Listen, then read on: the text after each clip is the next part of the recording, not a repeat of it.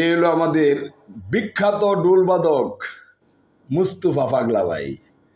আজকে ওনার ডুল আমি মাঝে মাঝে ওনার কাছে একটু বই তো তালিম করবার লাগিয়া আজকে আমার একটু দেখাইব, দেখি কি করে একটু দেখ কয় নামবো, ভাবছি উস্তাদ জিনিসটা টিয়া করে রাখি। হ্যাঁ, শুরু।